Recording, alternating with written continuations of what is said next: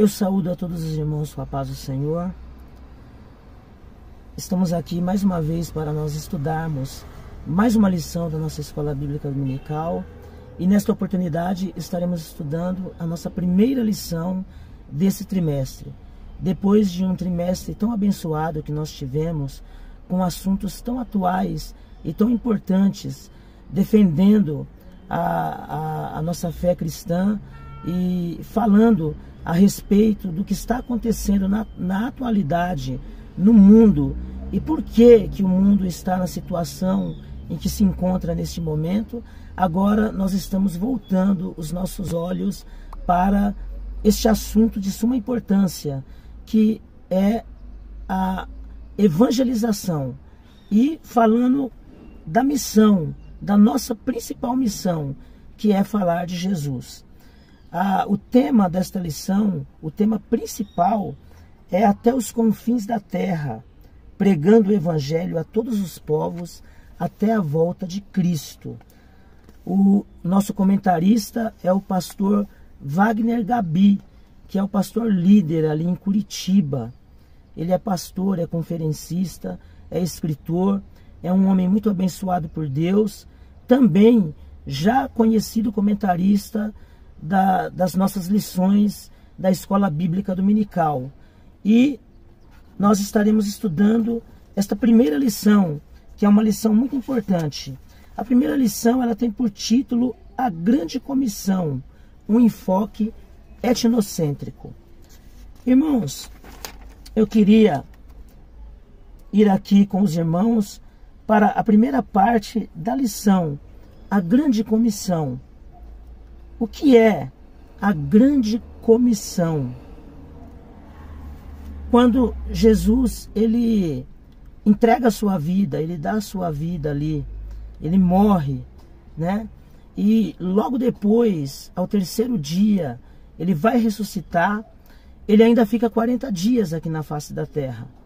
Nesses 40 dias em que o Senhor Jesus fica aqui na terra, ele faz pelo menos 11 aparições aos seus servos, aos seus discípulos. O apóstolo Paulo fala que ele aparece para cerca de quase 500 irmãos.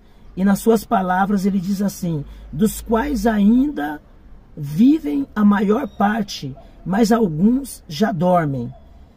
E o Senhor, antes de subir, ele dá uma ordem para os seus discípulos, que estão ali vendo a sua ascensão, antes dele subir.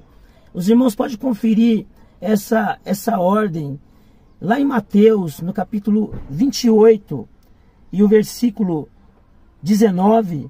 Os irmãos podem conferir também em Marcos, capítulo 16, e o versículo 15. Os irmãos vão conferir Jesus falando ali aos seus discípulos. Em Marcos, Jesus vai estar dizendo assim: ide por todo mundo, pregai o evangelho a toda criatura. Quem crê e for batizado será salvo, mas quem não crê será condenado. E esses sinais seguirão os que crerem. Em meu nome expulsarão demônios, falarão novas línguas e imporão as mãos sobre os enfermos e os curarão. E se beberem alguma coisa mortífera, não lhes fará dano algum. É Jesus falando. E Jesus também dando autoridade ali aos seus servos. E logo depois disso, Jesus, ele é assunto ao céu. Dessa forma, Jesus, ele dá ali a grande comissão. Por que grande comissão?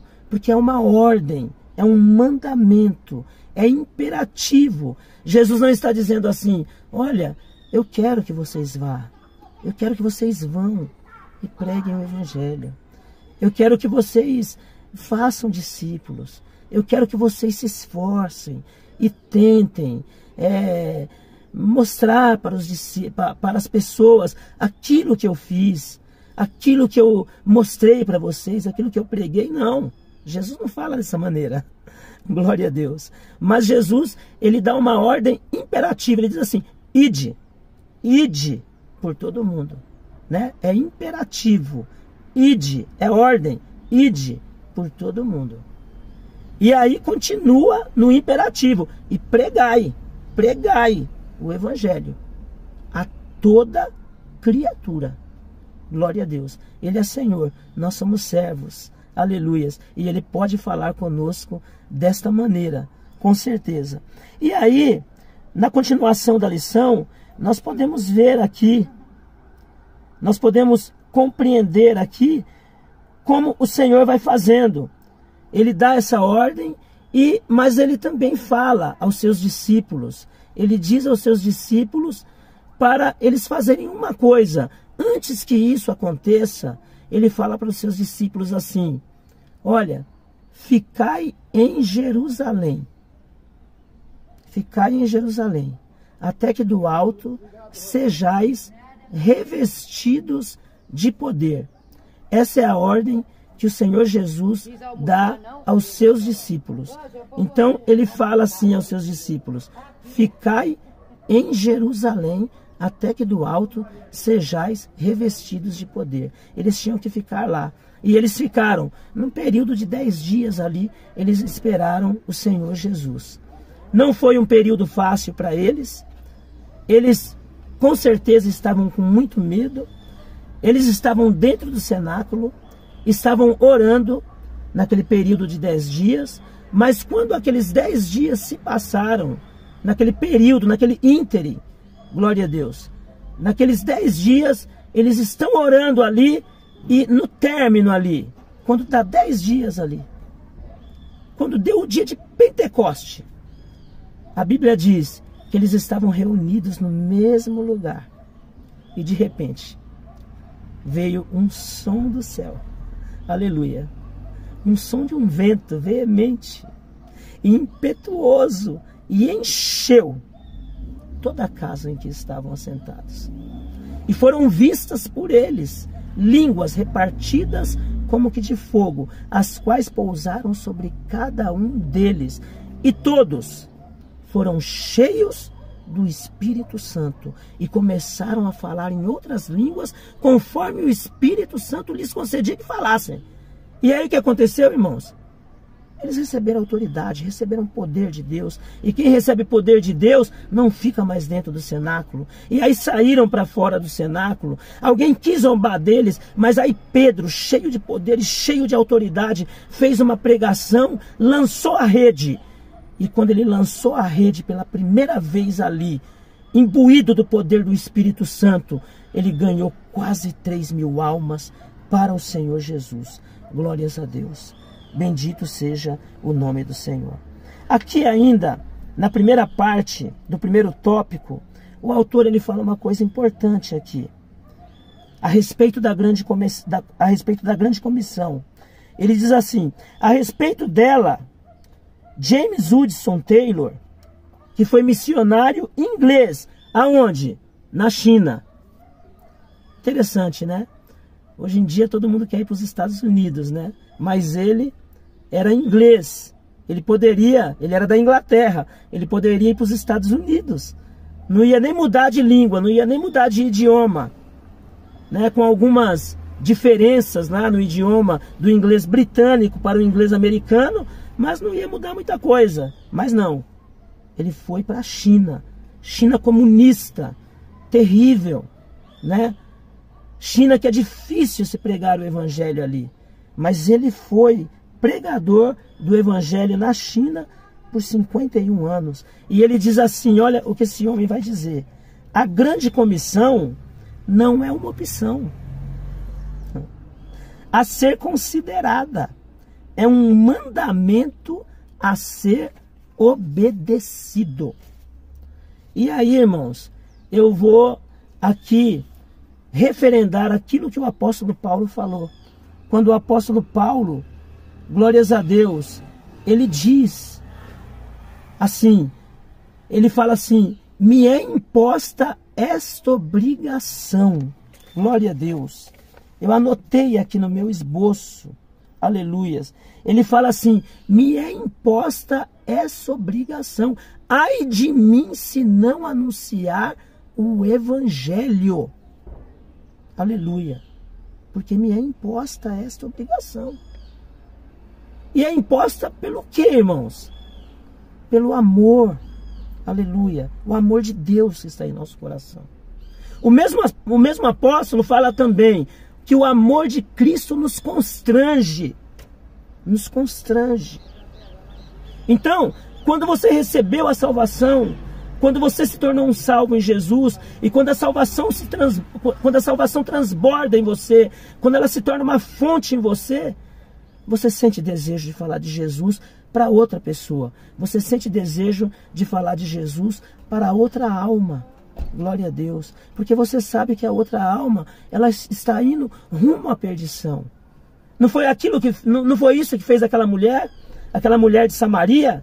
Depois que ela teve um encontro com o maior missionário de todos os tempos, que foi o Senhor Jesus. Glória a Deus. Aquela fonte começou a jorrar de tal maneira dentro dela, que ela deixou aquele cântaro de água. Aleluia. Ela foi pegar a água física, mas ela recebeu a água espiritual do Senhor Jesus.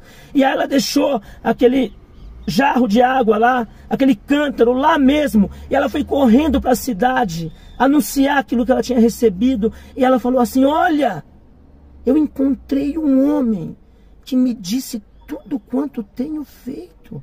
Porventura não é este o Messias? Aleluia. E a Bíblia diz que toda a cidade foi ter com Jesus, foi verificar, foi conferir se aquele era mesmo o homem. Aleluia.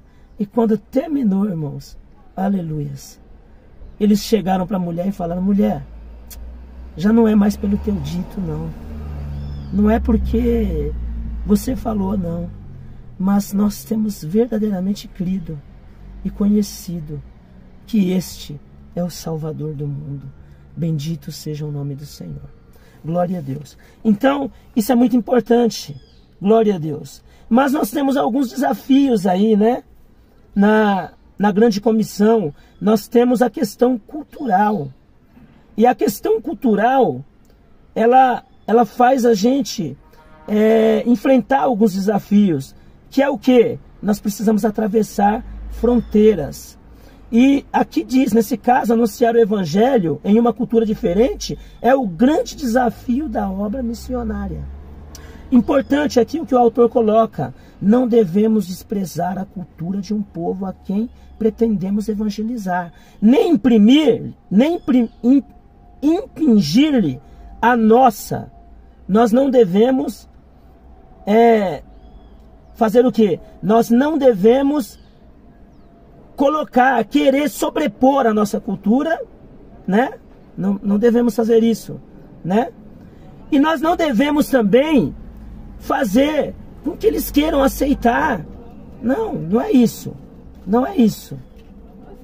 Mas qual que é o nosso papel? Nós devemos pregar o Evangelho. Pregar o Evangelho com o quê? Só se prega o Evangelho com palavras? Será que é só com palavras que nós pregamos o Evangelho, irmãos? E eu acredito, pensando aqui nesta lição, que este é um dos maiores desafios da igreja hoje. Aqui eu dou uma parada aqui e chamo os irmãos à reflexão. O Evangelho, ele não é só pregado com palavras, mas ele é pregado com a vida. Quando nós conseguimos pregar o Evangelho com a vida, então aquilo que as pessoas fazem que não agradam o reino de Deus, na medida que elas vão vendo Jesus em nós, naquilo que elas não veem Jesus nelas, aquilo vai sendo trocado nelas. Elas vão trocando aquilo, elas vão tirando delas tudo aquilo que não agrada a Deus e vão colocando nelas, elas mesmas, aquilo que agrada a Deus. Por quê? Porque elas vão aprendendo no ver, não só no ouvir, mas no ver, no observar, no olhar, no aprender. Glória a Deus. Então, nós não pregamos o Evangelho só no falar, mas nós pregamos no agir, nós pregamos no fazer, nós pregamos no viver. Nós pregamos na maneira como nós nos comportamos diante deste mundo. Glória a Deus. Mas é verdade que as diferentes culturas, as várias culturas, são um desafio para nós. E eu estou me lembrando aqui de um homem que ele era linguista, e ele falava muitas línguas, mas ele falava muitas. Ele tinha facilidade para falar muitas línguas. E um dia ele foi pregar o evangelho numa tribo na África. E essa tribo se chamava Motilones, eram os Motilones. E era uma tribo muito temida, ninguém tinha coragem de chegar perto dessa tribo, porque eles matavam as pessoas. Tanto que quando ele foi recebido lá, ele não foi bem recebido não. Ele já foi recebido logo com, assim, de um jeito, com uma flechada, mas ele sobreviveu. E aí depois eles viram que ele não morreu, e aí ele começou a ganhar eles. E aí ele começou a conviver com aqueles homens, que eram homens totalmente diferentes, a sua linguagem era totalmente diferente. E aí então, num determinado momento, ele começou a entender a língua deles também. E passado um bom tempo já, começou a ganhar almas para Jesus ali. E aí quando aquele povo já estava com o coração mais rendido para o Senhor Jesus, muita gente já tinha se convertido, ele começou a traduzir o Novo Testamento para eles. Mas chegou na hora de traduzir a palavra pão, aquele versículo que Jesus fala assim: eu sou o pão da vida.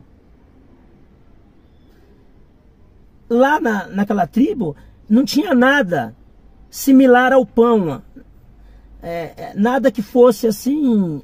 Na verdade não é que era similar ao pão, eles não comiam pão, não tinha pão ali, né? Então ele procurou algo que fosse similar ao pão. Ele procurou algo que parecesse, que tivesse alguma coisa que lembrasse. De que sentido? Porque o pão é um alimento vital para nós. Por isso que Jesus falou: eu sou o pão da vida. Ninguém fica sem o pão. O pão para nós é a nossa comida, não é só o pãozinho de cada dia, mas é a comida. Quando a gente fala pão, fala a comida. Então para eles lá, a comida, para eles, que eles comiam muito, toda hora ele pegava alguém comendo, era banana. E quando ele foi traduzir esse versículo para eles, ele colocou assim, Jesus falando: e disse Jesus, eu sou a banana da vida. E eles entenderam, glória a Deus. Eles compreenderam a mensagem do Evangelho, glória a Deus. Eles entenderam o que o missionário queria dizer com aquilo: eu sou a banana da vida. Por quê? Porque a banana era de manhã, a banana era na hora do almoço, estava lá a banana era de tarde, à noite estava lá também. Então ele colocou: eu sou a banana da vida, aleluia, e ficou como a banana da vida. Bendito seja Deus. Então, continuando aqui, olha, nós temos também a ordem de fazer discípulos em todas as nações. E aqui já tem a palavra etnos, né? E a palavra etnos é interessante, que ela se refere a grupos étnicos. Eu estava explicando isso para os meus alunos aqui na escola, né? Sobre os grupos étnicos. E os grupos étnicos significam o quê? Significam raças, significam povos. E aqui o autor ele traz algo novo, né? Não primariamente países, mas o quê? Significam povos, nações, raças. Porque quando se fala de países, já se fala do quê? Já se fala de um lugar estabelecido, um lugar pré-estabelecido. Já se fala de um povo que tem sua língua, sua cultura, a sua moeda, não é verdade? Já tem os seus costumes. Mas etos não. Etos, primariamente, é a raça. É a raça. Bendito seja o nome do Senhor. Glória a Deus. Primariamente é isso. Então, esse é um desafio para nós. Glória a Deus. E, veja só, aqui nós temos uma grande, assim, um grande desafio, né? De ganhar esses povos para o Senhor Jesus. Por quê? Veja só, eu fiz uma pesquisa rápida. Essa pesquisa não é de 2023, é a de 2020. Mas veja só, a Bíblia, ela só foi traduzida até hoje, até 2020, ela estava traduzida para 700 idiomas, irmãos. 700 idiomas. Só 700 idiomas até 2020 tinha a Bíblia totalmente traduzida, né? O Novo Testamento tinha sido traduzido para 1549 idiomas, né? Parte da Bíblia, pelo menos o livro de Provérbios, Salmos, né? Para 1162 idiomas. E 3.948 idiomas ainda não tem a Bíblia traduzida.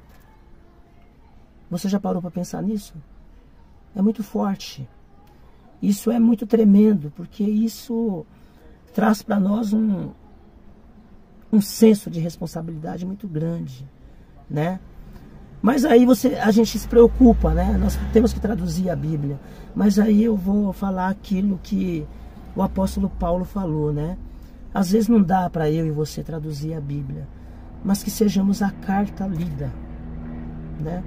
Que sejamos o bom cheiro de Cristo. Como eu falei aqui logo no início, da nossa vida, do nosso comportamento, do nosso ser, do nosso agir, e não só do nosso falar. Bendito seja o nome do Senhor. Nós precisamos alcançar as pessoas, né? E hoje, com o advento da internet, que está aí já há alguns anos, não é verdade? Nós precisamos fazer com que a mensagem do Evangelho ela chegue para as pessoas o mais rápido possível, porque as pessoas estão se perdendo. As pessoas, todo dia pessoas estão se perdendo. Infelizmente, todo dia pessoas estão indo para o lugar da perdição. Todo dia pessoas estão adentrando o Hades. Não é verdade? Estão adentrando o Hades. E isso é muito triste. Isso é muito triste. Nós precisamos ganhar o máximo de pessoas para Jesus. Estou me lembrando aqui daquilo que diz lá em Provérbios, capítulo 25, verso 11. Livra os que estão destinados à morte e os que são levados à matança, se os puderes retirar. Eu me lembro, né, que vou confessar uma coisa aqui para os irmãos. A aula está ficando um pouco longa, eu já estou preocupado com o tempo, mas eu vou confessar uma coisa aqui para os irmãos. Eu ia para o açougue e eu gostava, irmãos, eu gostava de ver lá a figura do boi. Lá e os pedaços ali, como eles colocavam, a maneira como eles colocavam, dividido o nome. Eu queria saber os nomes. E aí, um dia eu falei, mas isso é tão fácil. É só eu imprimir na internet lá, coloco lá, faço uma pesquisa, faço a impressão e aí depois eu coloco para eu ver e aí pronto. Decoro os nomes, vou virar um especialista nesse sentido aí. Mas aí um dia, irmãos, mandaram um vídeo para mim. Eu vi esse vídeo de um animal, era um boi. E ele estava tentando fugir da morte. Ele estava no corredor da morte. E eu nunca mais esqueci. Ele tentava fugir de todo jeito, mas ele não conseguia. Ele ouvia o barulho, mas ele não conseguia fugir de jeito nenhum. E depois daquele dia, eu nunca mais tirei essa ideia da minha cabeça. Eu nunca mais quis saber disso. Eu peguei aquele papel, eu rasguei, eu joguei fora, porque eu percebi como as almas, né? Uma alma, ela está ali, ó, tá indo, né? O animal ali, ele sabia, mas a alma, às vezes, ela tá indo, muitas não sabem, né? Muitas acabam indo, né? Muitas acabam indo e acabam ignorando, porque nós não pregamos o Evangelho, não pregamos a palavra. Temos que pregar a palavra de Deus, temos que falar da palavra de Deus, porque é necessário que as pessoas sejam salvas. Vamos para o tópico 2 aqui, irmãos. Missões transculturais. Importante. Missões transculturais. Veja aqui, a palavra trans aqui tem um sentido positivo, viu? Ela vem do latim, né? Para além de e através de. Glória a Deus. E aqui, aquele que estuda, ele precisa, né? Ele precisa se atentar. Ele precisa estudar o idioma. Ele precisa estudar os costumes, os modos, os jeitos, as formas, as maneiras, né? Ele precisa estudar as crenças, ele precisa estudar as origens, para que ele possa ter as informações a respeito daquele povo. Como eu vou falar com um budista, por exemplo, se eu não tenho nem noção daquilo que o budista crê, né? De como ele crê, de como ele chegou àquela fé. Como eu vou falar com um kardecista, se eu não tenho ideia de como falar com ele, não é verdade? Como eu vou pregar no Oriente, por exemplo, se eu não tenho noções daquilo, da maneira como eles creem. Então eu preciso ter essa noção. E preciso estudar também a língua. Isso é muito importante. Preciso estudar a maneira como eles pensam, a cosmovisão, a visão de mundo que eles têm.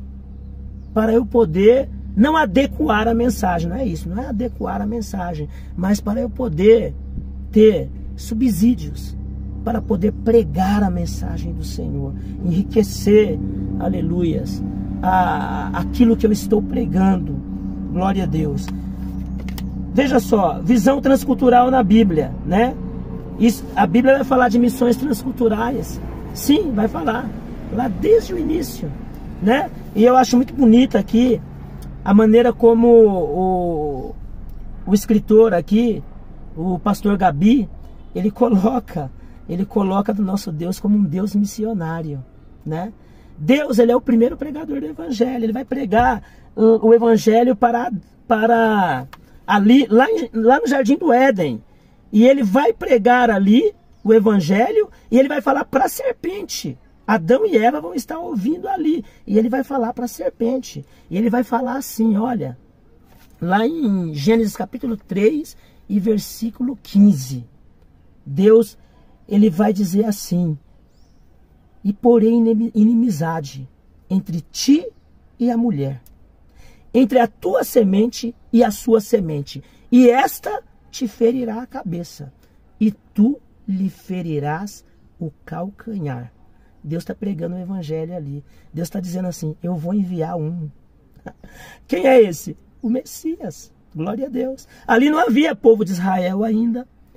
Ali não havia nações estabelecidas ainda. Ali só existia 2 seres humanos na face da terra, que era Adão e Eva. E quem mais? A serpente que estava ali, né? Tanto a física como a espiritual, que era o diabo, que tinha feito Adão e Eva caírem no pecado. Mas agora Deus, ele faz uma promessa, a qual Martinho Lutero chama do proto-evangelho. Esse versículo é chamado de proto-evangelho. E aí depois nós vamos ver, o autor coloca aqui também, Gênesis capítulo 6, verso 11 e 14, que fala, quando Deus está fazendo a arca, quando Deus manda, né, Noé fazer a arca. E por que Deus manda Noé fazer a arca? Para salvar a humanidade. Só que a humanidade não quer salvação, né? Veja, irmãos, que às vezes nós nos culpamos por muitos que não querem se arrepender. Mas entenda uma coisa, Qual é a minha e a tua responsabilidade nessa questão aqui? É pregar. Como eu prego? Falando? Também. Mas não só falando. Falando, vivendo, mostrando, agindo, através das obras sociais, através da maneira como eu ajo, glórias a Deus, como eu faço. É assim que eu prego o evangelho, que eu passo o evangelho, através das minhas atitudes, através do meu testemunho. É dessa maneira que eu prego o evangelho. Então, veja, aqui só foi salvo Noé, a sua mulher, os seus 3 filhos e as suas 3 noras. Quantas pessoas, irmãos? No mundo antigo, 8 pessoas apenas. 8 pessoas foram salvas. O resto, todos eles se perderam. E aí depois nós vamos ver Deus novamente se preocupando com a humanidade. Por quê? Porque Deus vai falar com Abraão. Aí Deus, lá em Gênesis capítulo 12, e o versículo 1 ao 3, vai dizer assim: ora, disse o Senhor a Abraão, sai da tua terra e da tua parentela e da casa de teu pai, e vai a uma terra, e vai à terra que eu te mostrarei. Aleluias. E far-te-ei uma grande nação, e abençoar-te-ei, e engrandecerei o teu nome, e tu serás uma bênção. E abençoarei os que te abençoarem, e amaldiçoarei os que te amaldiçoarem, e em ti serão benditas todas as famílias da terra. Veja, não tinha ainda não tinha o povo de Israel. Deus ainda ia começar o povo de Israel. Através de quem? Através de Abraão. Glórias a Deus. Então, veja como Deus ele vai trabalhando. Deus é o Deus missionário. Aleluias. Deus trabalha em missão. E aí depois ele vai enviar Jesus. Bendito seja o nome do Senhor. Irmãos, é verdade. Vamos aqui para a parte 3, né? Barreiras nas missões transculturais. Nós temos muitas barreiras, não é? Barreiras culturais, valores de vidas, costumes e hábitos, barreiras econômicas, diferenças de moeda e comércios, barreiras linguísticas, as línguas nativas, porque são muitas línguas, né? Nós temos barreiras religiosas, meu Deus do céu, né? Nós temos religiões que são extremamente contra o evangelho. Eu gosto de usar mais o termo evangelho do que cristianismo. Nós temos religiões que são totalmente contra o evangelho, né? Devemos odiar essas pessoas? De modo nenhum. Devemos desejar que o pessoal que é do islamismo morra? De jeito nenhum, irmão. Devemos amar eles. Devemos orar por eles.